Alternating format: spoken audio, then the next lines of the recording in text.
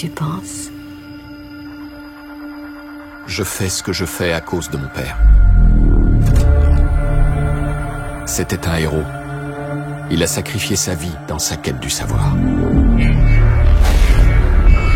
Contrôle, vous captez ça? À vous.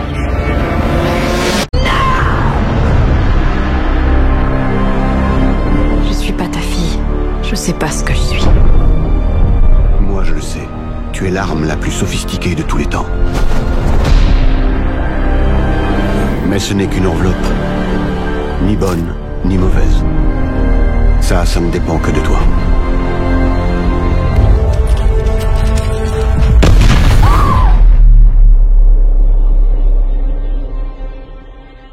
Et une nuit, quelqu'un nous a entendus.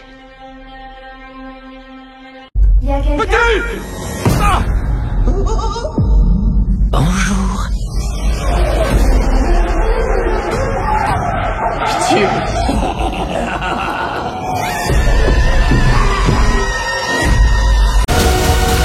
Notre guerre, je ne vais pas la faire. Je vais y mettre un terme.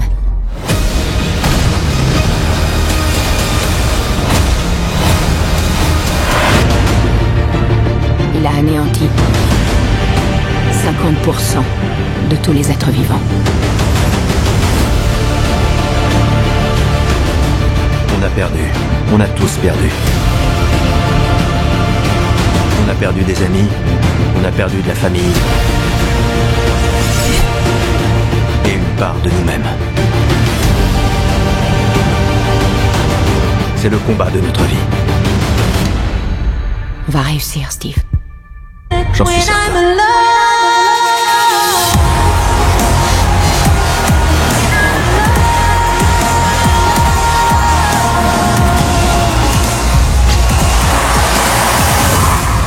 Pourquoi moi? Tu es une chenille dans son cocon. Peut-être qu'ensemble, on fera de toi un papillon.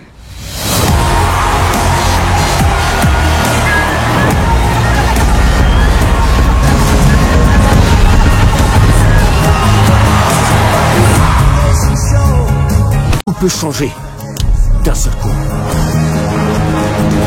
Hey! T'es une bête, Rick Dalton. Oublie jamais ça.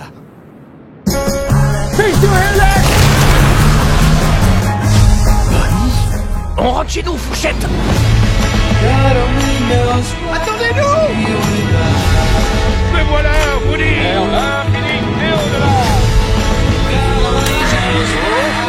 Chapeau. Attrapez Woody! Des enfants perdent leurs jouets tous les jours. J'ai été créé pour aider un enfant.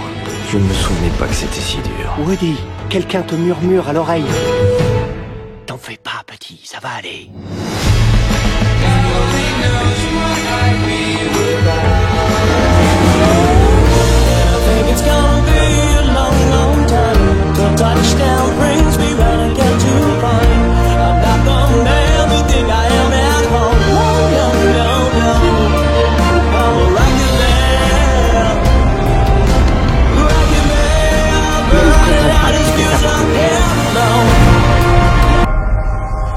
This here is all about my wife, my kids, the life that I live. Through the night, I was his. It was right what I did. My ups and downs, my slips, my falls, my trials and tribulations, my heart, my balls. J'y survivrai. Et toi aussi. C'est obligé parce qu'on est une équipe.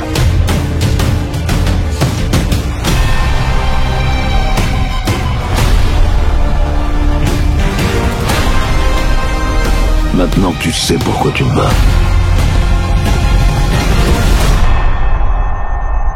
Allez-y, Carole, partez en guerre.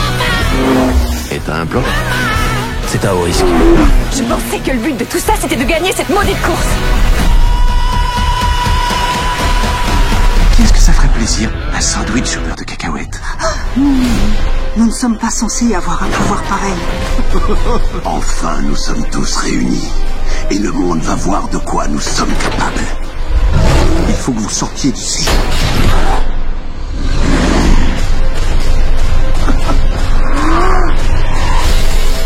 Ne le fais pas. C'est la dernière fois.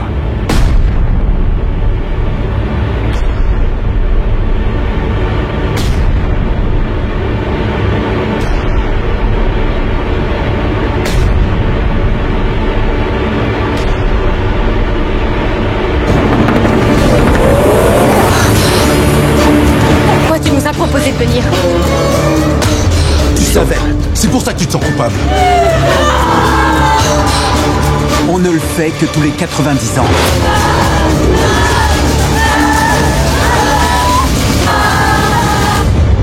J'étais tellement content que vous veniez.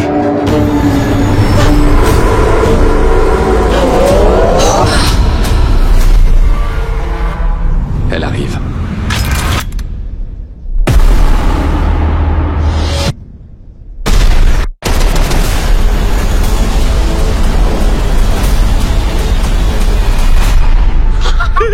Vous êtes mort.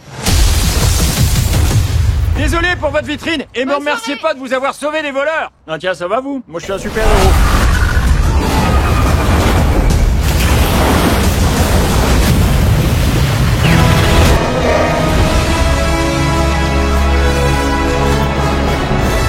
Affronter la peur, c'est le destin de tout Jedi.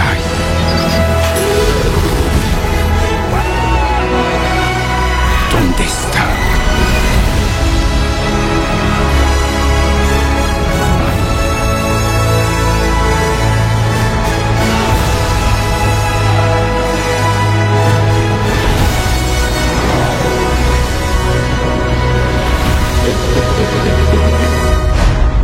Maman, je peux rester ici cette nuit? Oh chérie, tu peux rester ici pour le reste de ta vie.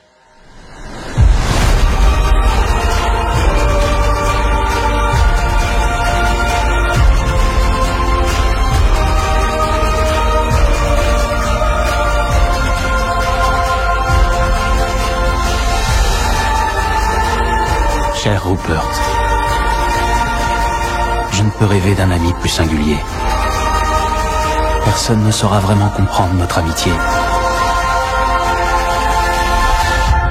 Jusqu'à ce que tu le leur permettes.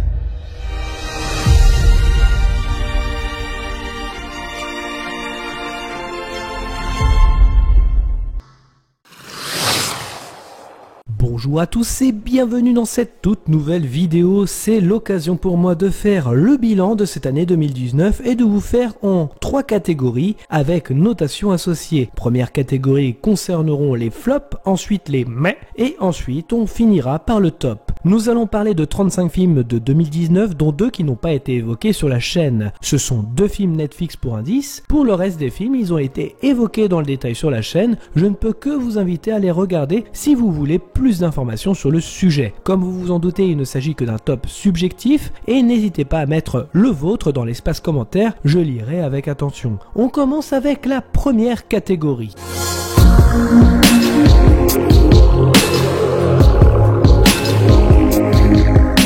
La catégorie flop. 10 films se dégageront de ce flop. Cette catégorie recense les films qui m'ont déçu, ennuyé, pas intéressé, dégoûté, énervé, fait souffler dans la salle comme si on subissait une torture intellectuelle. Et on commence avec mon premier flop et 35e de la liste.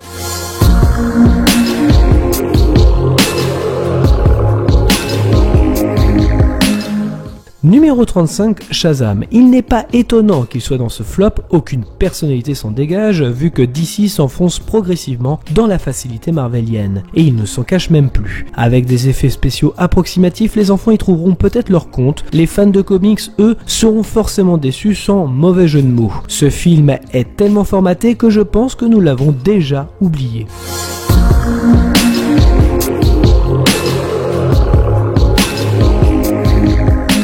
Numéro 34, Yesterday. Et pourtant j'adore Danny Boyle, et même si la bande son est réussie, le film se dirige vers la comédie romantique pathos avec tous les clichés attendus. Yesterday est un feel-good movie, vous fera peut-être passer un bon moment le dimanche après-midi sur M6, mais Danny Boyle sait faire mieux et aller plus loin comme ses précédents films. C'est assez ironique quand j'y pense de faire un film sur le fait d'oublier l'art, les artistes intemporels et d'en faire justement un film oubliable.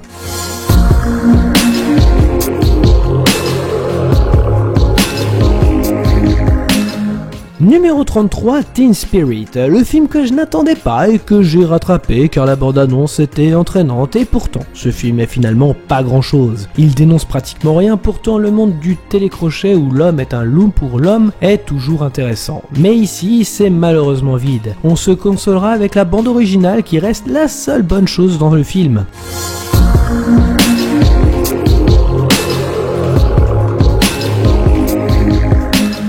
Numéro 32, Captain Marvel, un produit bien marvelien, vendant une époque 90 pour le public et qui dit c'était mieux avant, avec des plans iconiques des films des mêmes années. Les références sont assez nombreuses pour cacher des messages soit féministes, soit pour combler ta connaissance geek. C'est limite si le producteur est à côté de toi dans la salle en te faisant des clins d'œil forcés pour savoir si t'as compris la référence. Le film ne sert à rien dans le MCU, reste épisodique et pas du tout intéressant, contrairement à Wonder Woman qui est plus féministe à mes yeux, car le film ne passe pas son temps à rabaisser les hommes dans des cases où notre but dans la vie est de faire en sorte que celles-ci ne se soumettent à nous. C'est pile poil la fonction de Jude Law dans le film par exemple. Bref, un film navrant post-MeToo, sans réel fond et qui n'apporte rien à l'univers de Marvel avec des personnages creux et totalement vides.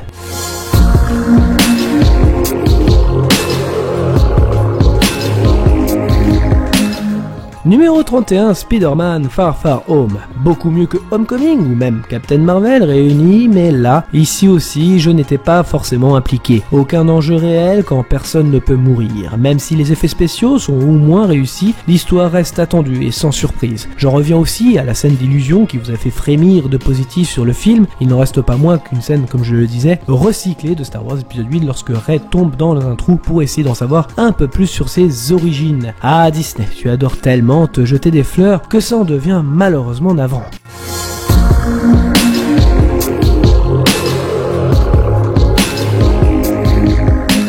Numéro 30, Boys and Rise, sujet compliqué et important qui est toujours d'actualité aux États-Unis, ces fameux camps de reconversion pour changer la sexualité des gens. Joel Edgerton, réalisateur du film, est sincère dans sa réalisation, mais mis à part son sujet qui semble lui maîtrisé, son film manque de vie, de mise en scène, de narration. Je ne me serais pas vraiment impliqué et j'ai trouvé le film assez long et chiant, alors que le sujet ne peut pas l'être.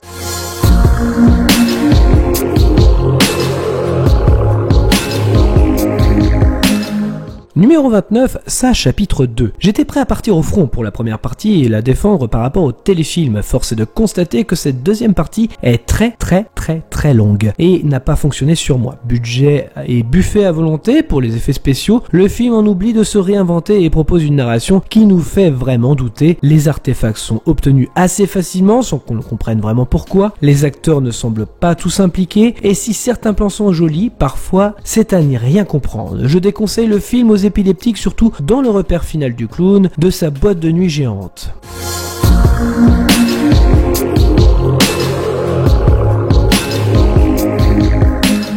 Numéro 28, Brightburn. Brightburn partait sur une bonne idée et puis le projet s'est stabilisé sur du déjà vu. Mélangeant ce qu'il marche le mieux, les films slasher et les super-héros, le film aurait pu être ce changement que l'on attendait tous. Malheureusement, ça ne sera pas le cas. Cela dit, il reste assez court et le début assez intéressant, mais c'est loin d'être foufou ni mémorable.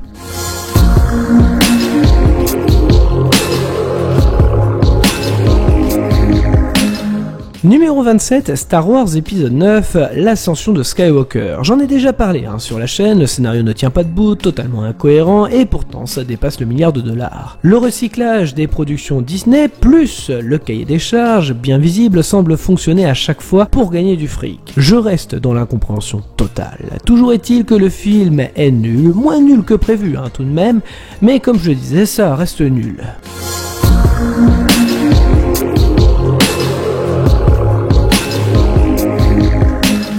Numéro 26, Avengers Endgame. Même punition, scénario qui tient pas la route, à base de ta gueule c'est magique. Je vous invite donc à regarder aussi ma vidéo puisque j'ai répertorié toutes les facilités scénaristiques et c'en est même aberrant, dommage car Infinity War était vraiment très bon et sensé. Une belle grosse déception et puis en même temps, après Ant-Man et la Guêpe et Captain Marvel, il était évident que le MCU redevenait une arnaque notable.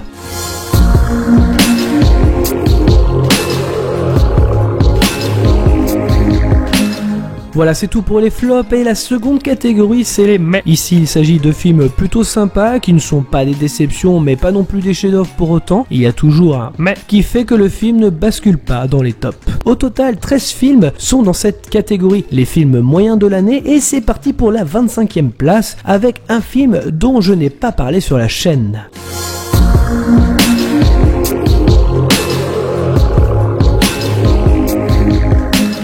Numéro 25, The Irishman. Cette saga sur le crime organisé dans l'Amérique de l'après-guerre est racontée du point de vue de Frank Sheeran, un ancien soldat de la Seconde Guerre mondiale devenu escroc et tueur à gages, ayant travaillé aux côtés de quelques-unes des plus grandes figures du XXe siècle. Couvrant plusieurs décennies, le film relate l'un des mystères insondables de l'histoire des États-Unis, la disparition du légendaire dirigeant syndicaliste Jimmy Hoffa. Il offre également une plongée monumentale dans les arcanes de la mafia en révélant ses rouages, ses luttes internes et ses liens avec le monde politique. Étant un grand fan du réalisateur Martin Scorsese, j'étais très hypé par le projet. Sauf que je ne dis pas amen à tous les projets du bonhomme. Ce n'est pas parce qu'il s'agit d'un excellent réalisateur que le film sera un chef-d'œuvre. Je pense à Tarantino, Christopher Nolan, Iñárritu ou encore Chazelle, qui sont devenus des réalisateurs intouchables pour les spectateurs.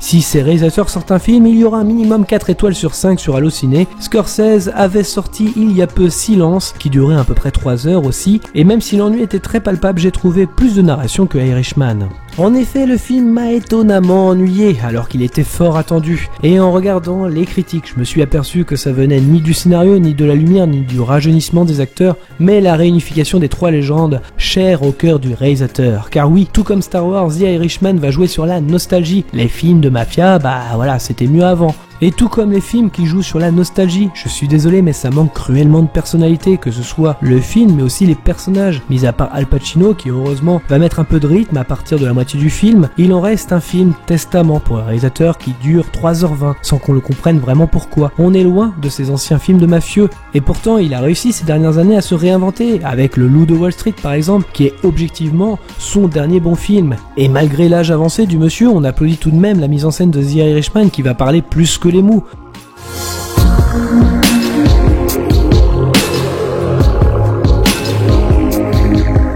Numéro 24, La Mule. C'est un film qui est relativement bien exécuté, Clint Eastwood reste un bon metteur en scène. Malheureusement, le film reste assez simpliste dans la démarche, sans réellement laisser un impact quelconque dans nos mémoires. Même si le film reste très bon dans l'ensemble, cette histoire, inspirée d'un article du New York Times, manque de rebondissement et de suspense.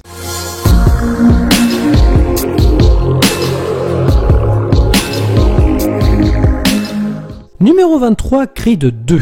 Creed 2 est le moins intéressant de toute la saga Rocky. C'est vraiment dommage dans le sens où j'adore celle-ci, mais ici c'est une redite du premier Creed et en moins subtil, en moins bien mis en scène, reste la partie russe qui se dégage comme la partie la plus intéressante du film.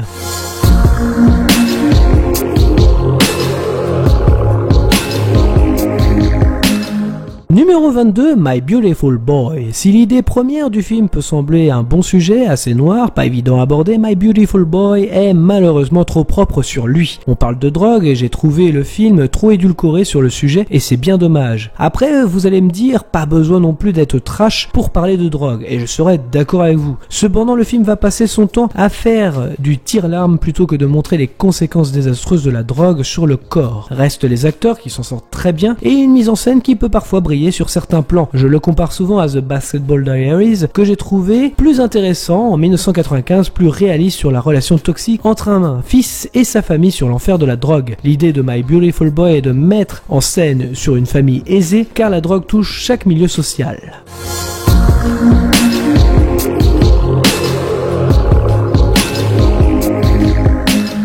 Numéro 21, 2 mois. Le nouveau Clapiche, normal d'en parler cette année, vu que j'aime en général la filmo du monsieur. Cependant, 2 mois m'a déçu. C'est un bon film, mais bon, ce n'est pas non plus si foufou que ça. Le film qui joue sur les oppositions avec un point commun, la dépression. Le propos du film, mettre en avant les réseaux sociaux nous empêchant de nous rencontrer. Le film nous parle de cloisonnement entre individus, et même si cela est traité en surface, c'est tout de même intéressant. Là où le film se perd un peu, c'est dans sa deuxième partie avec le personnage d'Anna Girardot, où elle sortira de sa dépression avec une phrase, dis donc, aucun ami aurait pu lui dire cette citation, je veux dire, pas besoin d'un psy si c'est pour balancer des phrases bateau comme ça piochées sur Facebook. Le film est très orienté concernant le bonheur, car pour le réalisateur il faut être en couple pour être heureux. C'est assez dommage, et peut-être qu'une fin plus ouverte sur la question aurait été plus intelligent.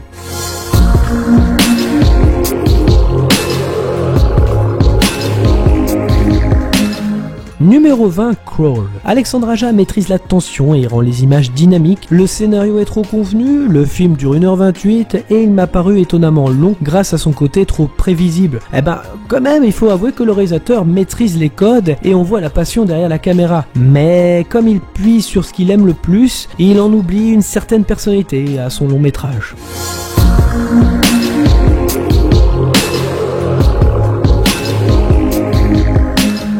Numéro 19, X-Men Dark Phoenix. Je dois avouer avoir passé un bon moment devant Dark Phoenix, sans occulter les défauts évidents, car il y en a. Je le trouve sympathique et je préfère cette saga à celle du MCU. Même si la timeline ne veut plus rien dire depuis longtemps, on se laisse emporter. Les enjeux sont bien présents, certains peuvent même mourir, plusieurs scènes intéressantes et vraiment bien foutues, on sent une âme derrière ce projet. Je passerai sur le discours féministe qui n'a rien à faire dans X-Men, surtout quand le message principal du film est sur l'égalité et pas la différence. On sait qu'à l'origine le scénario était tellement long qu'il était prévu 2 parties à l'origine, cependant le studio refusa, ce qui se verra dans le produit final. Le film va beaucoup trop vite, on sent un film trop rushé et que l'ambition était plus grande. Le film ne restera pas forcément dans les mémoires, mais vraiment ça fait le café.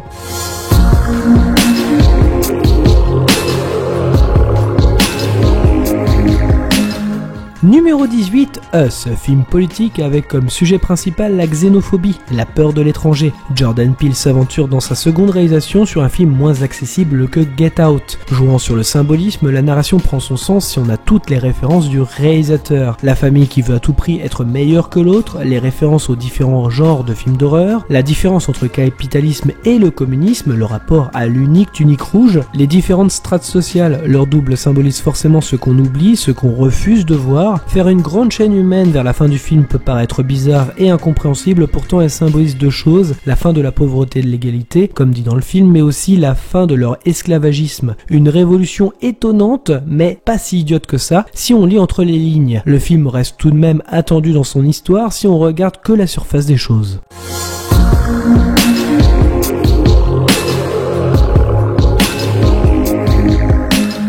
Numéro 17, Toy Story 4. Toy Story arrive toujours à se réinventer et même s'il s'agit du 4e opus, on arrive à faire évoluer le personnage avec son lot de messages très bien traités, mis à part la voix un peu monocorde d'Angel, le casting vocal lui il est toujours de bonne facture. Toy Story 4 sera une grande aventure que vous soyez un enfant ou même un adulte.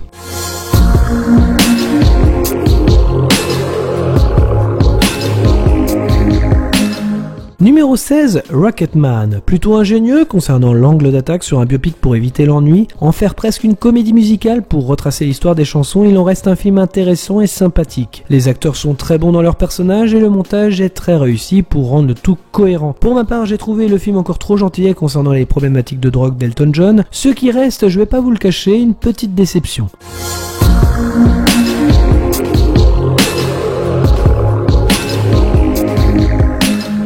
Numéro 15, Mon Inconnu, la comédie française de l'année pour ma part. Les acteurs sont juste démentiels, j'aime l'ambiance, le ton, le rythme. Un feel-good movie maîtrisé qui diffère d'autres productions françaises. Certains plans sont vraiment précis et inventifs, parfois clipesques, les images restent en mémoire et on parle d'une histoire d'amour, mais le film s'ouvre où l'amour est déjà présent, forgé et raconté. Le couple est formé donc et puis s'annonce la routine, puis la mort du couple, comme un cycle nous rappelant que rien n'est jamais acquis, même en étant avec quelqu'un. Le film s'embarque avec un gros reset pour pouvoir redonner une nouvelle chance, mais il faut reconquérir et prendre conscience que l'amour est comme un feu où il faut régulièrement l'entretenir pour éviter que la flamme s'éteigne.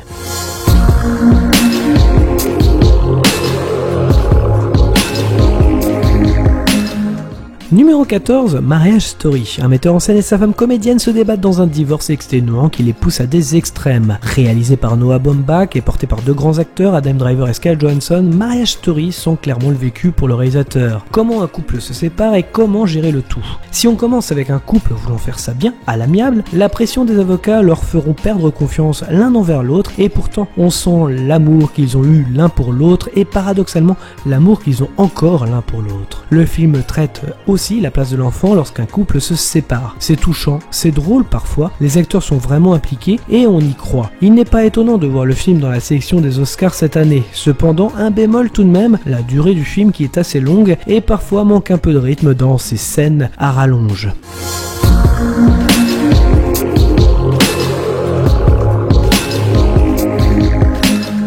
Numéro 13, Parasite. Tout le monde a encensé le film, la critique, Cannes et le réalisateur Bong Joon-ho commencent aussi à être intouchables. Alors oui, Parasite est un bon film. La mise en scène qui sert les propos, ainsi que son titre mention spéciale où la famille se cache quand les propriétaires débarquent, mis en scène comme des insectes, comme des parasites. Mais l'histoire sert aussi le propos et le titre, car les deux camps, riches et pauvres, sont montrés chacun avec ses forces et ses faiblesses, où chacun est un parasite pour l'autre. Les écarts d'échelle sociale sont pour ma part parfois caricaturaux, les pauvres sont débrouillards et hors la loi, et les riches méprisants et stupides. Les deux camps ne sont ni tout blanc ou tout noir, cependant, son sujet est tout de même maîtrisé. Mis à part ça, je suis sorti de la salle en me disant que le film était bon, mais ne méritait pas non plus toutes les éloges à son égard. Cependant, je suis content tout de même du succès du film, car au moins nous sommes sur une proposition et non une commande.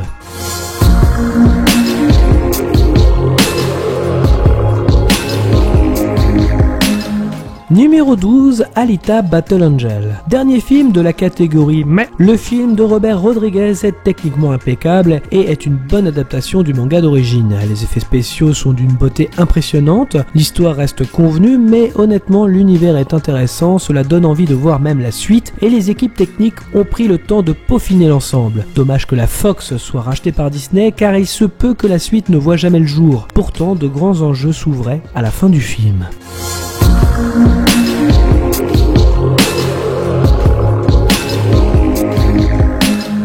Et voici le top de cette année, 11 films tout de même s'en dégagent, ce qui est plutôt pas mal contrairement à l'année dernière, et on commence avec la 11e place.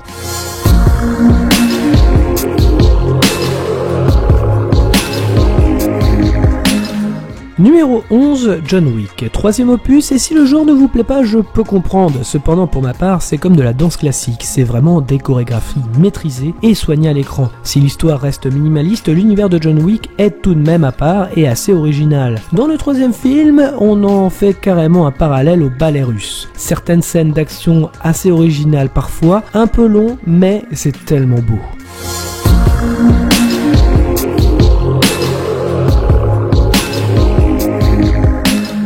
Numéro 10, Glass. Je sais que pour beaucoup cela a été une déception. Pour ma part, il s'agit d'un coup de cœur. Beaucoup de symbolisme dans le film, les personnages sont brisés comme des miroirs, l'importance des couleurs, les propos du film. Bref, je vous invite à revoir ma vidéo sur le sujet où je détaille tout le film avec analyse complète.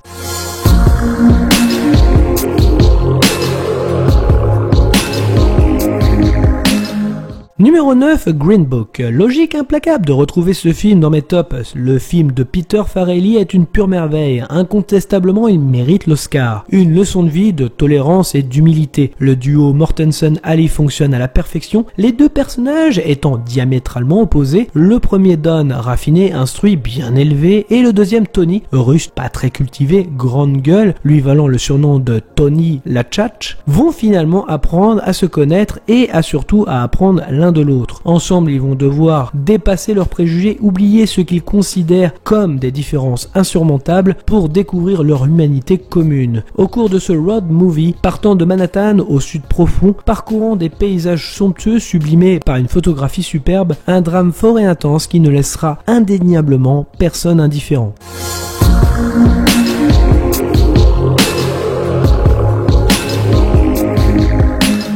Numéro 8, Mathias et Maxime. Xavier Dolan sera cité 2 fois dans ce top. Je sais, ça fait fanboy, pourtant il m'arrive aussi d'aimer un peu moins certains de ses films. Mathias et Maxime s'inscrit forcément dans cette année 2019, le rapport de la jeunesse, les trentenaires, et forcément la découverte et la nouveauté. Ce film parle beaucoup à notre génération et Xavier Dolan en a encore dans la caboche pour faire de la mise en scène inventive, et de la même façon j'ai fait une analyse complète sur le film si vous souhaitez.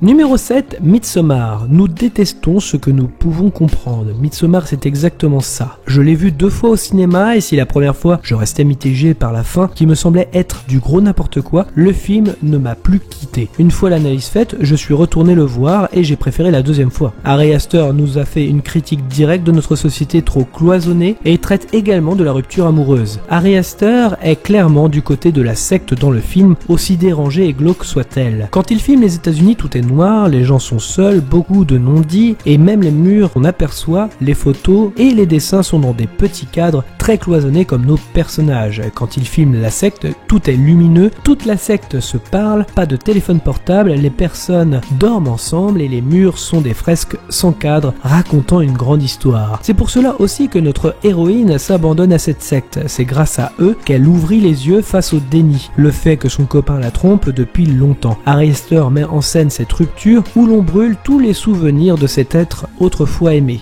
Certes de façon extrême, mais il le fait. Une véritable proposition de cinéma, tout comme il l'avait fait avant avec Hérédité.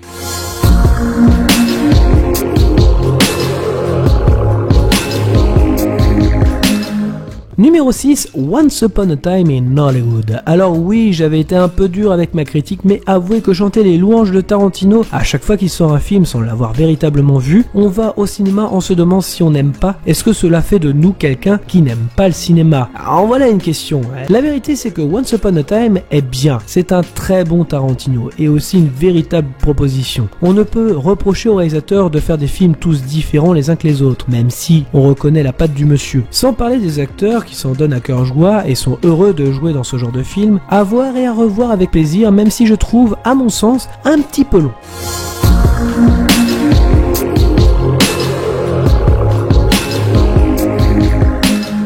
Numéro 5, Le Mans 66. Je n'attendais rien et je n'ai pas été déçu. James Mangold romance cette histoire tirée de faits réels pour critiquer implicitement l'industrie du cinéma. On produit en masse sans penser d'abord à la qualité, mais surtout sans parler de passion. Et la passion, on la ressent dans le film, par les personnages de Damon et Bale. Si on n'aime pas les vroom vroom, rassurez-vous, ce n'est pas mon cas non plus. Et pourtant, il en reste une œuvre passionnante à suivre, avec des personnages très bien écrits. Il va aux Oscars aussi, et c'est mérité.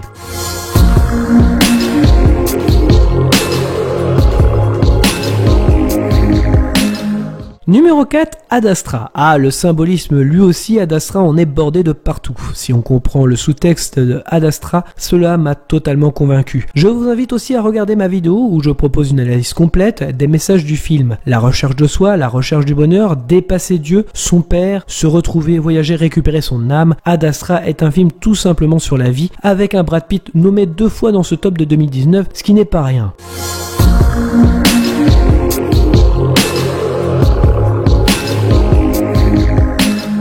Numéro 3, Joker. Là aussi, j'avais été un peu dur avec ma critique. Mais que voulez-vous, il faut parfois recentrer le film sur ce qu'il est. Un très bon film, mais pas au niveau de The Dark Knight. Je l'ai revu depuis et il est vrai que le scénario est très recherché avec des sous-textes politiques loin d'être idiots, parlant de révolution et de lutte des classes, comme Parasite finalement. Certains défauts sont présents, mais ce ne sont que des petits défauts sans entacher le film.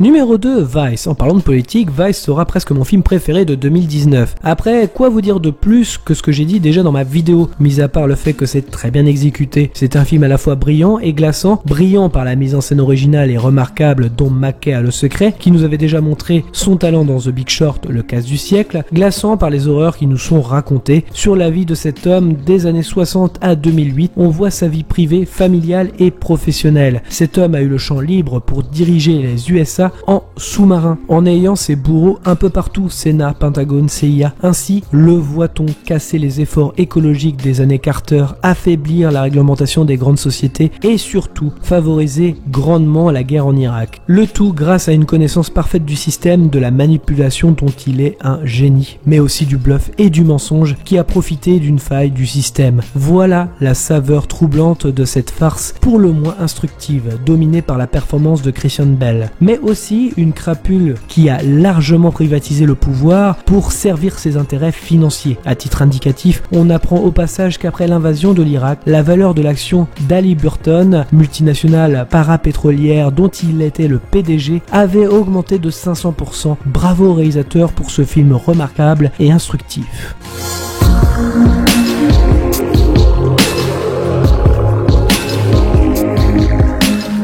Numéro 1, Ma vie avec John F. Donovan. J'avais dit qu'on reparlerait de Xavier Dolan et voici le meilleur film selon moi de 2019. Je peux comprendre que les gens n'aiment pas, pourtant ce film m'a touché, ému, frissonné. On parle de film malade car beaucoup ont lu le dossier de presse. Oh là, le film a fait 2 ans de montage, Xavier Dolan a dû fournir un brouillon et bim on le défonce. Non, si on regarde le film sans connaître le dossier de presse, ça fonctionne. Mis à part le retournement de la journaliste, qui reste minimaliste selon moi dans le film, le reste fonctionne et comme disait le réalisateur en finissant le montage, c'est la meilleure façon de vous proposer ce film, c'est par ce montage final. Et honnêtement, ce film est comme un doudou qu'on ne peut quitter avec l'intimité qui va avec. La mise en scène est toujours recherchée et de même que les acteurs sont magnifiés par la caméra de Xavier Dolan, offrant une critique du monde hypocrite de l'industrie hollywoodienne. Si les industries essayent de faire plaisir avec tout le monde en y incorporant pour les quotas les différentes communautés, de l'autre côté du miroir c'est tout autre. Le fait que Xavier Dolan critique justement ce système, malheureusement se fera démonter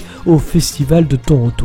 Merci à tous d'avoir regardé cette vidéo, je précise encore qu'il ne s'agit que d'un avis et non d'une pensée unique. Pensez à liker, commenter, mettre un pouce bleu et d'activer la cloche pour ne rien rater.